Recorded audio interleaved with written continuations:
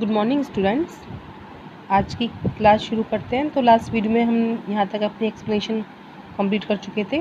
Now we will start from here. Events justified Gandhi's position. जो आगे जो इवेंट्स हुए वो गांधी जी की बात को सही साबित करते हैं। हम देखिए कि क्या क्या इवेंट्स हुए आगे।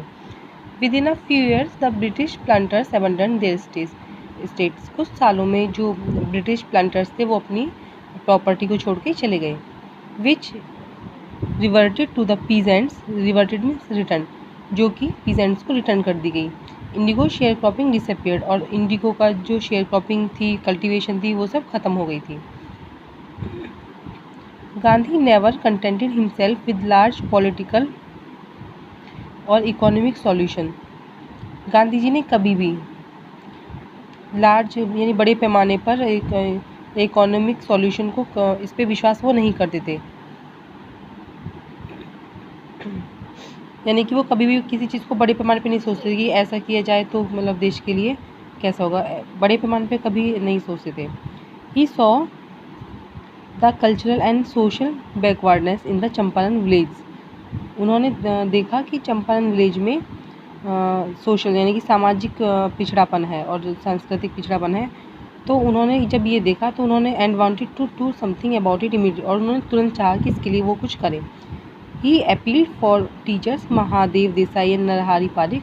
उन्होंने अपील की टीचर्स की कि वहाँ पे कुछ टीचर्स आए जैसे कि महादेव देसाई और नरहरि पारिक। ये 2 young man who had just joined Gandhi as disciples. यानी कि ये लोग इसके टीचर्स के लिए आए। ये इनके डिसिपल्स यानी स्टूडेंट्स थे। तो इन्होंने आके गांधी जी को ज्वाइन किया। And their wives volunteered for the work. और उनकी जो वाइफ्स थी वो भी आई इस वर्क के लिए। वॉलंटियर यानी कि जो किस बिना फोर्स के सर्विस दें अपनी इच्छा से। Several more came from Bombay, Poona and other distant parts of the land.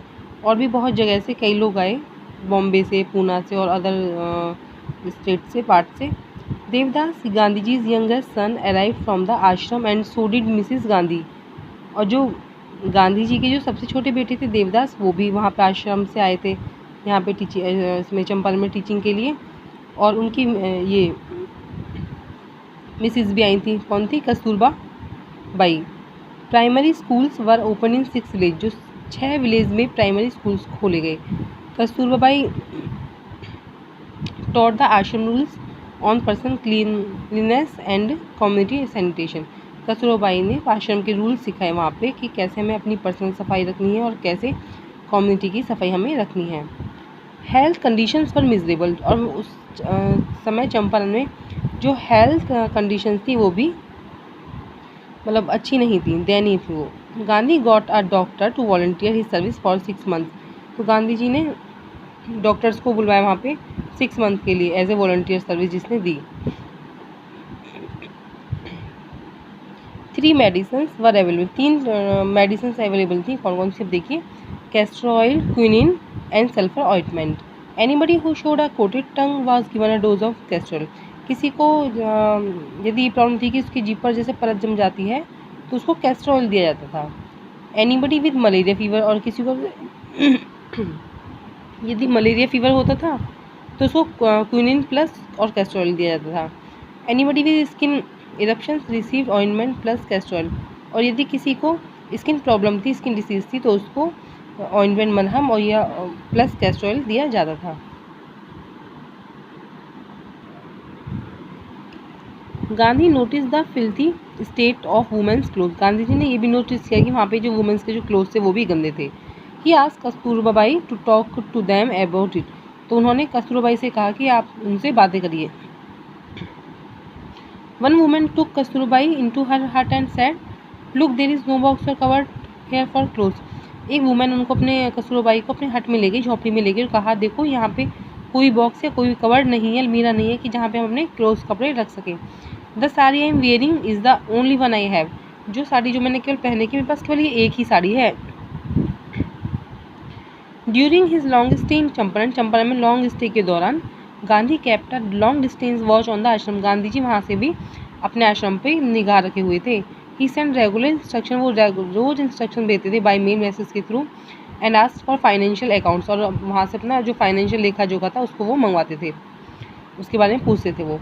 Once he wrote to the residents that it was time to fill in the old latrine trenches and dig new ones, otherwise the old ones would begin to smell bad। देखो गांधी जी इतनी सफाई का ध्यान रखते थे कि इतने दूर से भी वो क्या करते थे, एक बार उन्होंने चिट्ठी लिखी किसको, रेजिडेंट्स जो आश्रम में जो लोग रहते थे उनको, और उन्होंने क्या कहा उसमें, क्या लिखा कि भी देखो अब वो टाइम आ गया है, इट वॉज द टाइम कि ये जो लेट्रिन ट्रेंच है इसका जो गड्ढा है ये भर गया है, तो इसको बंद करवाओ और जो नया है उसको एक नया गड्ढा खुदवाओ, नहीं तो ये है जो ओल्ड पुराना है ये स्मेल बैड करेगा, मतलब बैड स्मेल देने लग जाएगा। ठीक है, तो वो इतनी दूर से भी अपने आश्रम में सफाई का ध्यान रखते थे। तो that's all for today and remaining part will do in next video. Thank you.